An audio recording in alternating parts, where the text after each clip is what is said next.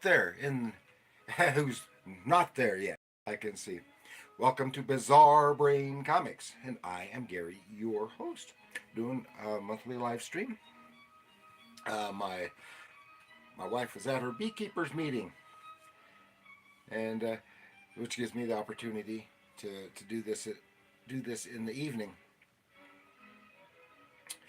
And yeah, and uh, last month I did a live stream on war comics, and I only got halfway through the stack on those. So I thought I'd do part two tonight. Tonight. That time, oh, I got someone, got someone up there. Family too important, of course. I should have. Hi. I should have known. Um, and I got halfway through that stack, and those were all DC comics.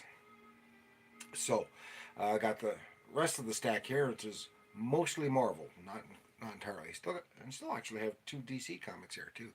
But before I get to that, thanks. Already gave me a thumbs up. Thanks. Says how them bees doing? Pretty well. Did you uh, did you see that short that I posted this past week? My wife was. Uh, oh yeah. And for those who don't know and or watch later, uh, my wife she's a beekeeper as a hobby, and she'd done some bee related stuff earlier in the day, and so she was outside relaxing, having a beer, and watching the bees. Well, she wasn't paying attention, and a bee got on the lip of her beer bottle, and and she drank the bee. And go, "Whoop." She discovered it, but the bee stung her in the tongue, and her tongue swelled up. And I did an hilarious shot, a hilarious video talking with her because she was talking like this. Yeah, yep, ouch, scary thing to experience. It was funny, but yeah, it could have been if she had swallowed it, and then it stung her. Like if she had actually swallowed it instead of spitting the bee out, it could have been life threatening if it caused her throat to swell up too much on the inside. Of course, she's not allergic to bee venom, but if you get stung inside your in your throat, that could have caused some problems. And is that Trevion? And I can't make that out. And Kaimani, hi. I think that's how you say that. Ooh, we got 5 people now. Hello. And also, last time I told a few sea stories because I was in the Navy. We're doing war comics, and I was in the Navy on a submarine. This is my boat right here, USS Stonewall Jackson, SSBN 634. It don't exist anymore. It's probably razor blades now. I don't know.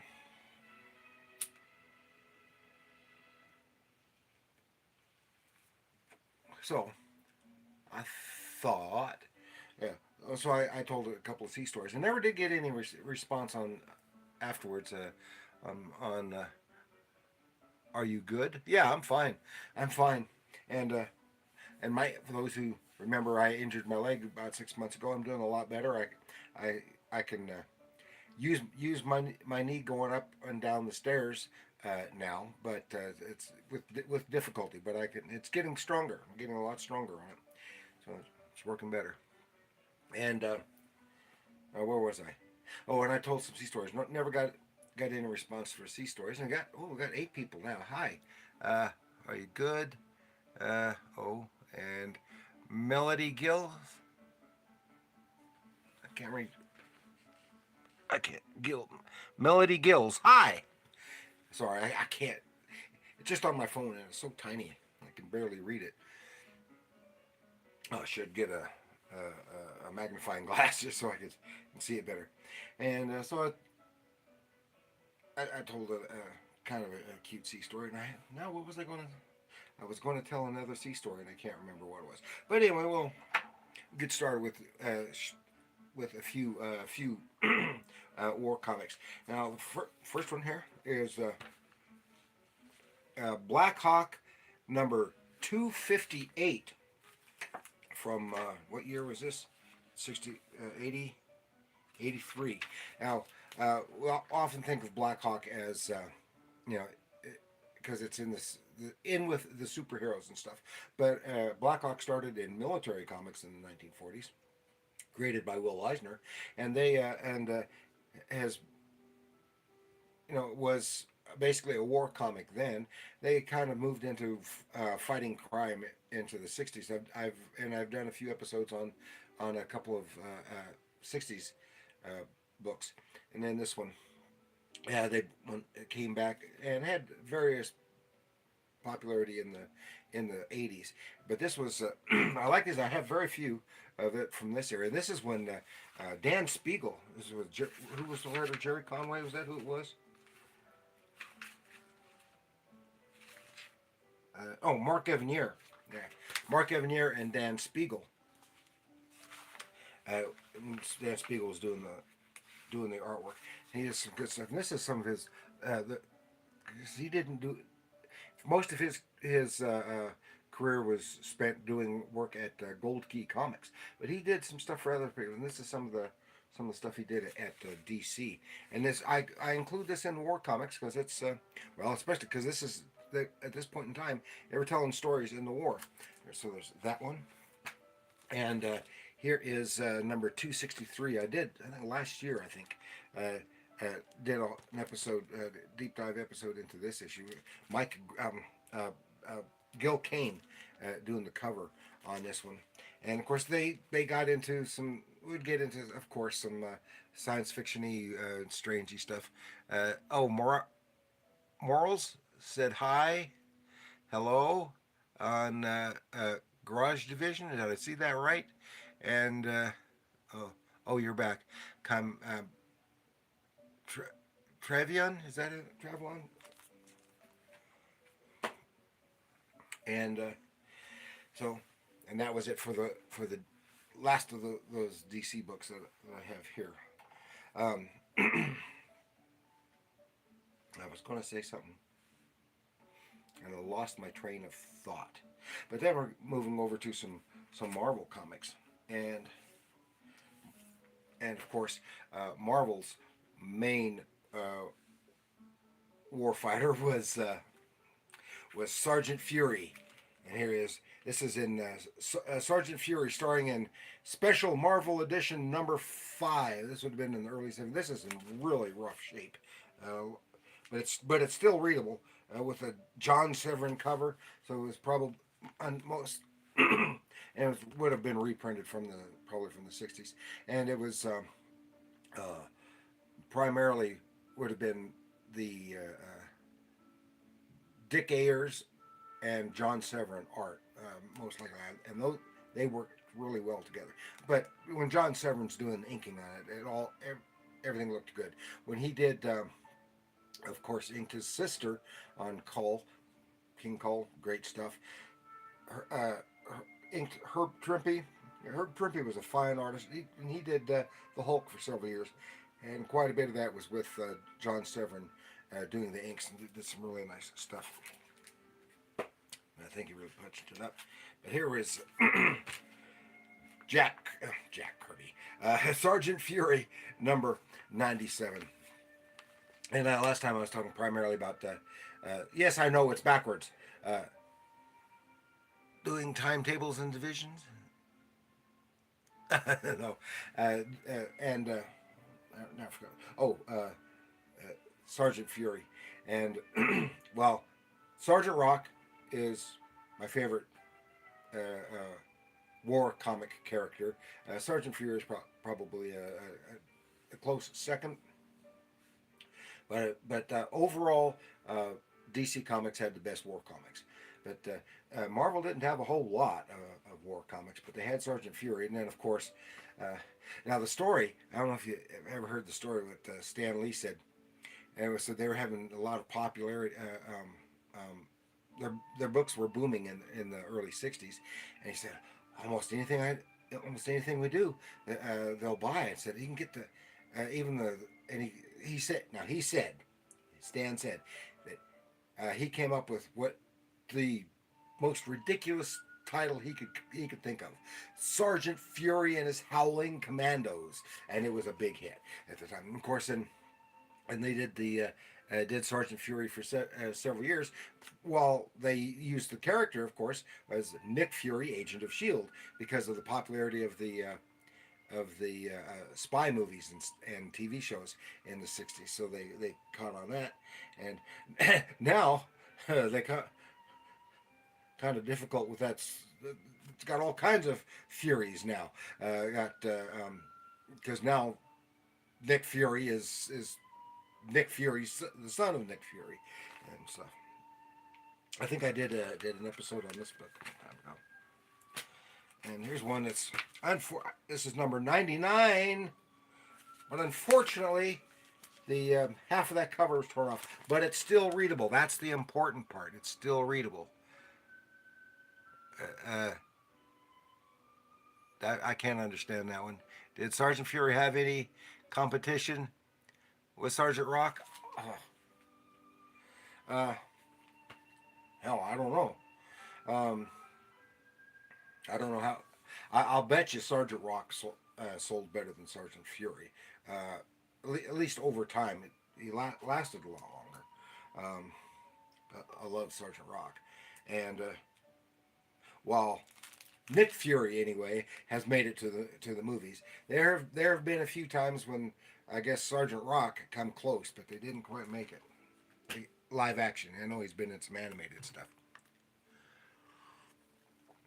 and Kaylee Wicker. Oh, that's the one that Davshin is hard. I don't understand that. Juan Perez. I haven't heard of Sergeant Fury, but that's cool. Oh, you haven't? You've never heard of Sergeant Fury? Surely you've heard of Nick Fury, Agent of Shield, played by Samuel L. Jackson in the Avengers movies.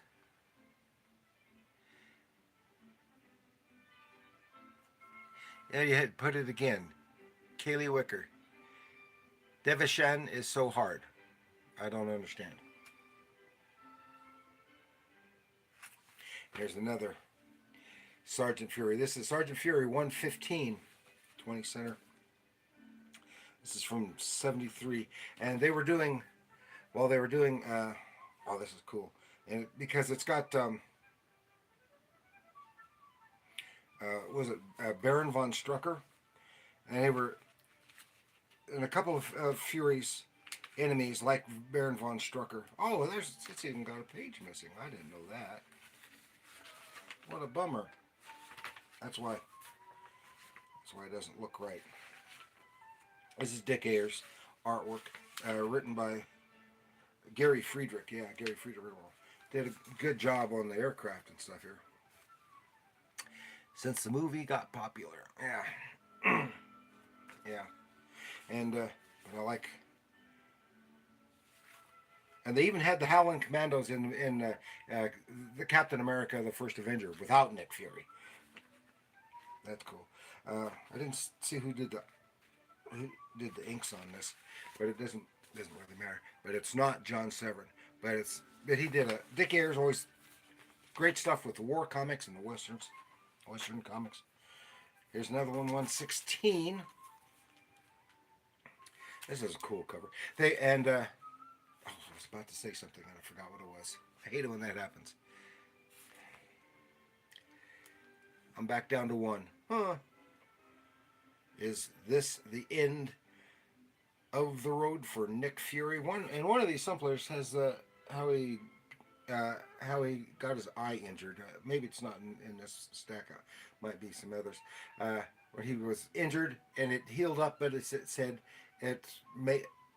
it may go bad, and eventually it did, which is why he got the eye patch.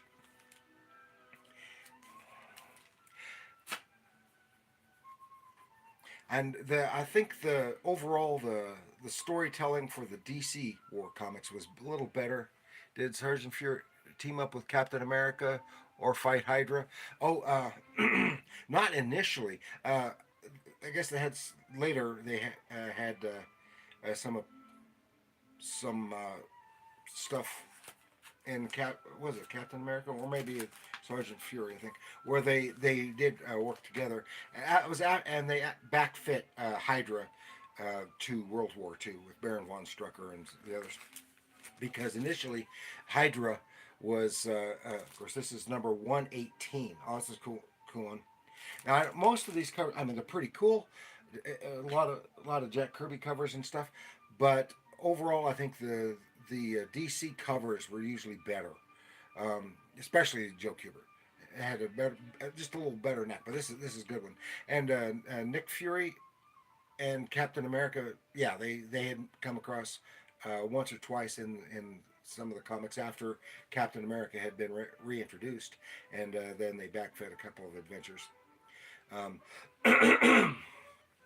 and Hydra was originally um, um, created, of course, to be the enemy for Nick Fury, Agent of Shield, right? And then they later backfit that to for them to have been in World War II, because they brought over some of the villains that that Sergeant Fury had fought from World War II and made them Hydra. So there's kind of backfit into it. And Hydra, of course, was inspired, of course, by Spectre. Really, really. Get a phone call. Someone called me on the phone. Was inspired by Spectre from the James Bond movies, of course, and of course, and that Spectre also spawned Thrush on from the Man from Uncle TV series. Okay, now here we have Sergeant Fury number 13. Oh, this is Sergeant Fury Special Edition number 13. This has got yeah, it's a Kirby cover. So it's probably could have been too too small to fight, too young to die. Oh, but with kids, that goes back to, because remember Kirby did the Newsboy Legion, who fought for DC Comics, who fought in the war. No. He did Newsboy Legion, but he also did the what was it called? Boy Commandos. For, yeah, DC. Into the Jaws of Death. Blazing battle action. This is number 133, Sergeant Fury. 133. That's pretty dynamic. Right, always right into the blazing jaws of death. They always were. And oh, this has got two of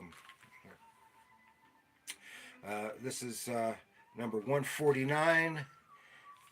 This is Dick. Dick Ayers and John Severin cover on this, and it's back here.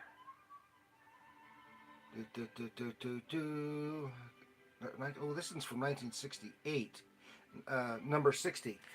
There's no cover on it. It's in the same bag from 1968, and this is John Severin. Nice artwork. Looks just like a photograph, which is what it's supposed to. There, Dum Dum Dugan to face court martial board. Court martial. I was telling you last time I had done some a couple of sea stories. I got one. I was going to tell you a sea story because I told you I was on a submarine. Boop boop boop boop boop. Yeah, like this. I was a missile technician on the submarine. Worked with Poseidon C3 missiles and later Trident D4 missiles. And I told you the story about the angles and dangles. We had, I'll tell you this because it's shorter. We were doing some after we come out of the shipyard the second time when we were backfit to the Trident missile, because we'd initially come out of the shipyard in New Hampshire, and we carried the C3 missiles, which is what they had beforehand. And then a couple years later, we went back in to backfit the weapon system to carry a different missile. It was just some relatively minor changes. Anyway, so we were going out on sea trials, and we were commissioned by the ComSub lamp, to have a burial at sea, a funeral at sea. There was a former submariner who passed away, and he wanted his ashes spread at sea. Initially, I guess he wanted to be shot out of a torpedo tube, and they wouldn't allow that. I don't know why. So we had, so we were going to do firing squad and burial at sea. Well, while we were after we got out of the river, we were out at sea, but we were racing because we were getting close to the our designated spot where we needed to dive, and the weather was picking up, and it was getting windy and spraying, and so we were heading into some bad weather. And so the captain said, "We got to do this. Rush, rush, rush, rush, rush." We got three of us with rifles, and I was one of them, and sent up because the hatch going up to the top of the sail. What is the conning tower, the sail up clear up here. Where the and there's only a little space up there because you can see as you can see in the drawing here, we've got various masts sticking up here, but it's just a little space in there. Normally only hold like 3 people, so we got up there crowded, and got our M14 rifles, and took the urn with the ashes up, and we'll only go up one at a time, and so you go up carrying your rifle, and I was the only one to do this because this is proper. Was if you're climbing with a loaded rifle, you click the safety on, right? Make sure its safety's on, which I did, climbed up there. But we were in such a rush, the captain said, "Hurry, hurry, hurry." I forgot to take the safety off. And so when it came time for they took the ashes and said whatever words they were supposed to say, and then have ready, aim, fire, and went. There's one click and one nothing. Mine was the nothing because I had the safety on. One rifle didn't fire at all. One rifle fired properly, and another rifle would have fired properly if I hadn't been rushed and forgot to take the safety off. And so then they went ahead, threw the ashes over the side, but the officer up there, he wasn't thinking, and he threw into the wind, whoosh, right into the wind. Blew the ashes back, whoosh, into the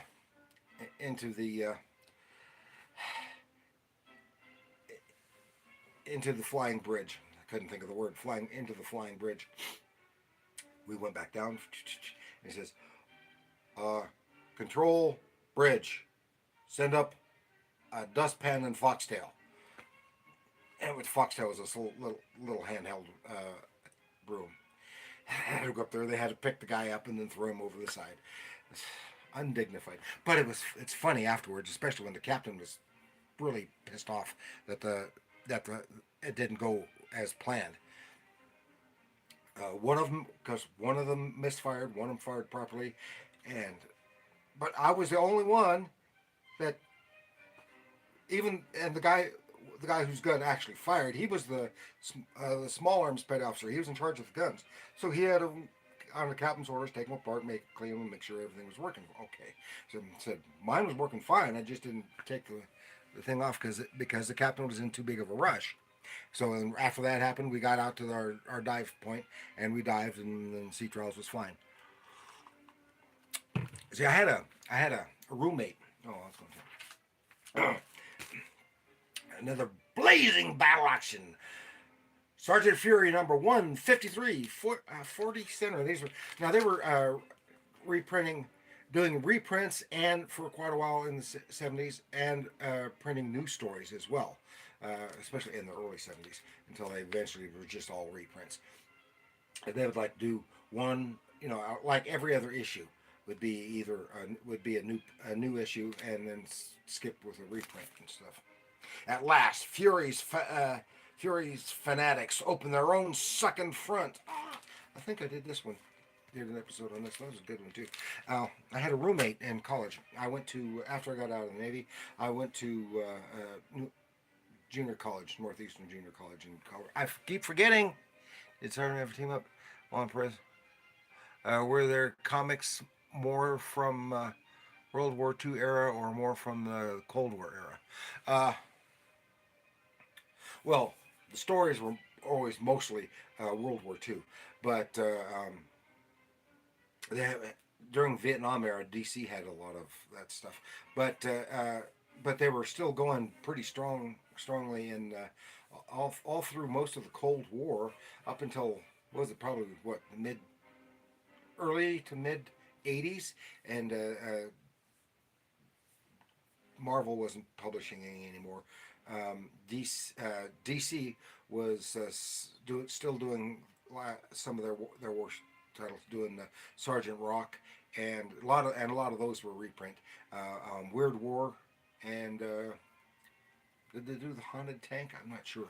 Um, and I was in in the war, Cold War. Uh, I was going to say something. Oh, my roommate. I had a roommate in the dormitory in college. I went to 1 year college at Northeastern Junior College before I came back. I got into art school in Denver. Yes, I was in the Cold War. Yeah, I was in from 78 to 84. As right in the thick of the Cold War. We played chicken with Russian submarines and surface ships too. Always going out because that was one of the reasons why we needed to dive, because of outside there's always these Russian trawlers, Russian fishing trawlers, but they're intelligence ships, and they're always there. They're never catching fish, but they're always watching our operations. And my roommate, he was see, I was older than most of the other students, of course, and he was too. He had gone to school someplace else for a year or two, and before he went there, and he only went there for 1 year as well. But we were roommates, and I was he was interested. I was always telling him sea stories, and he got interested from my sea stories. That like a year or two after college there, he joined the Navy, and he was a machinist mate. He he was in active and reserve for 20 or 25 years. I can't remember. He was and he was stationed on the Enterprise for a while. The SS Enterprise. I had a cousin who had been on the Enterprise too, but for a while. And he was when he retired as a I think he was the Master Chief, Senior Chief or Master Chief Petty Officer. Anyway, Sergeant Fury's Howling Commandos number 162. Some more good John Severin, Dick Ayers and John Severin cover art. Now here's one. Is War is Hell, starring Sergeant Fury, and this was reprinting some older stuff. And this is number 7. I never got too many of the War is Hell books, and this is of course it probably has Jack Kirby art. I don't know because he did the Jack Kirby cover, and remember DC Comics had Weird War, like this one that I'm reading right here, Weird War comics, and they kind of followed on too. I don't know which came first, really, the Weird War title or War is Hell, because this is just some of them was reprinting Sergeant Fury, but then here is issue 15. They were doing weird war stories in War is Hell, the weirdest combat series of all, and you see the death there, and it had stories, but it had a horror host, horror host telling the story in the form of death. Huh. I never got too many of those. Then here is one no cover. This is Captain Savage Number 14 from 1969. This is a title that didn't last that long. It's got at least 14 issues. Who's doing this? Arnold, written by Arnold Drake, penciled by Don Heck, and inked by Sid Shores. And this has got some really, really nice, interesting art. And of course, he was Captain Savage. He was another Commando Squad, and he was basically a spinoff from Sergeant Fury.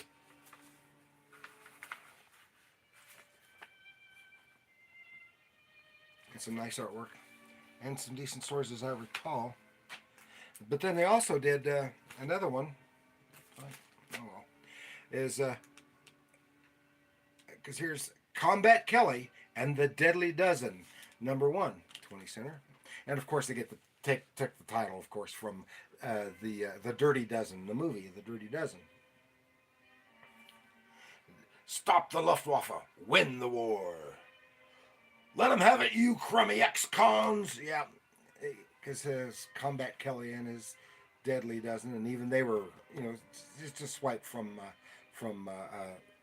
the Dirty Dozen, which is a great movie. If you've never seen it, I recommend it. See the Dirty Dozen. Great Lee Marvin movie.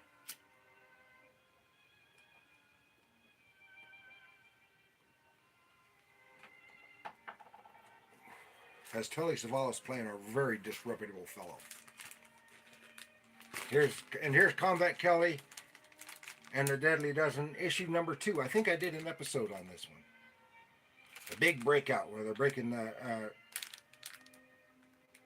breaking up prisoners out of a concentration camp. Those were pretty good. Now, of course, war comics go back further. Now, a lot of publishers through the 40s and 50s did a lot of war comics.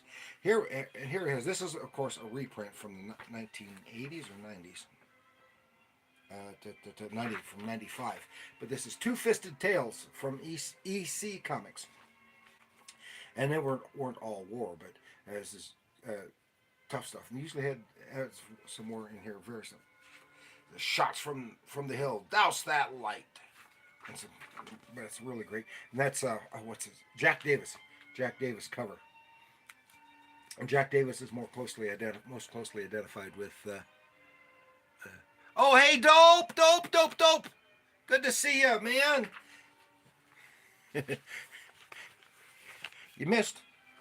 Did you dope? Did you see me with see the War is Hell? Let me show you.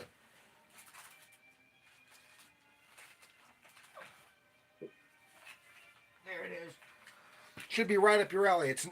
It's the next best thing to Weird Tales, which I also showed a Weird Tales right here. Because you said you like Weird Tales. I mean Weird War, and War is Hell was Marvel's version. Oh, well, Jeff Grant. Well, thanks, buddy. Put that back down there.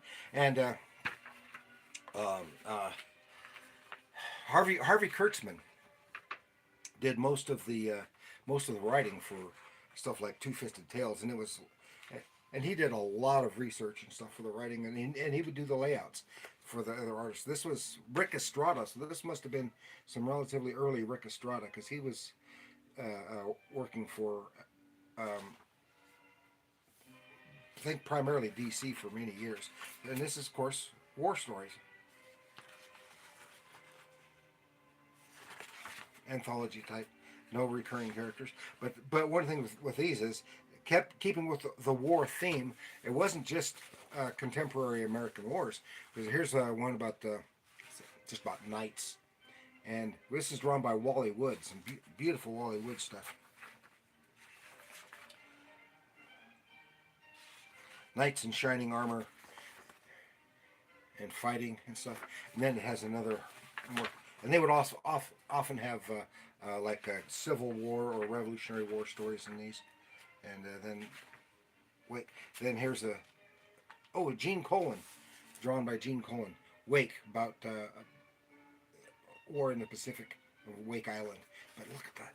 Look at how that aircraft is marvelous. That's really great art. And Gene Colan, of course, he was great. But this is real early in his career. And where's? Oh yeah, the Seabees uh, under attack. Look at that, some cool stuff. It wasn't cool at the time. I know, it's cool in the comic book. And then we got another one. This is Dell Comics, 12 centers. So this was in the 60s. I don't have too many. I don't have a whole lot of Dell books that aren't Tarzan. Air War Stories, The Incredible Sharpshooter Who Wasn't a Gentleman. And this is about the First World War. With Sam Glanzman. Sam Glanzman, he did so much stuff. Of course, Sam Glanzman is best identified, the artist, best identified from his war comics at DC for years. But he did war comics at war comics for Charlton too. And here he is at Dell, and he did a short-lived Tarzan series, unauthorized Tarzan series at Charlton, and he did Kona, King of Monster Island for Dell in the 60s. So he was doing a lot of stuff. And he also did Hercules, 12 Labors of Hercules at Charlton Comics. That's some good stuff. And here is, from speaking of Charlton Comics, all new. This is number 14. Our Fighting Forces in Action. Attack. P-38 aircraft. Those are, it's one of the coolest looking planes of the war. And several years ago, my wife is aviation nut, primarily airliner. She works for an airline, but she's also interested in a lot of military aircraft, especially World War II. She's not as much with the modern military aircraft. And there, I don't know how she learned about it, but over in Boulder, there's a group who was restoring a P-38 aircraft. You know, it's one with the double fuselage, and we got to go over there into that garage, that hangar where they were doing that, and got to touch it, look inside it, all kind, and that was so cool. I wish I had got pictures of it. I may have got pictures at the time, but I don't think I have them anymore. Of this P-38 aircraft. That's really cool. Then still got three people at least. This is World at War, Charlton Comics, number 11. See, some cool, pretty cool covers, but I still think overall none of these covers are as cool as the covers for the DC War Comics. That's just my personal opinion, and maybe it's because most of those were done by Joe Kubert, and I love Joe Kubert, and he did great war comics. And Joe Kubert's my favorite Tarzan artist. And here's another one. This is just plain old War, number 15. Well, this has divers at war. And see what we got in here. But The Shores of Tripoli. See, this is an anthology, and this is either not just World War II, Korea, or Vietnam either. This is in the age of sailing ships, and this is some really nice. I don't know who the artist is. Some really nice artwork. It looks like a pirate type story. Well, it is because to the shore fighting the pirates of Tripoli, and see what else is in here. Oh yeah, The Face of a Hero. This is another one. This looks like World War I. This story. Let's see if I can find a good spread here. If they ever have things that's doesn't have ads on, I'm gonna double page spread here. Again, with some nice aircraft illustrations. Ooh, the enemies, the narwhal. A Navy story. You don't see nearly enough of those. Okay, and then I did an episode not on this book, Something Worth Fighting For. I don't think it was this book, but I think it was this character, the Iron Corporal, featured in Army War Heroes number 33. This is 12 center, so this would have been mid 60s, late 60s. Charlton Comics. And again, Sam Glanzman. And then Fighting Marines, number 157, Charlton Comics. This is a 50 center. And this is, I don't know who did that one. Jeff Grant. Oh, hey, Dope again. What's up? This is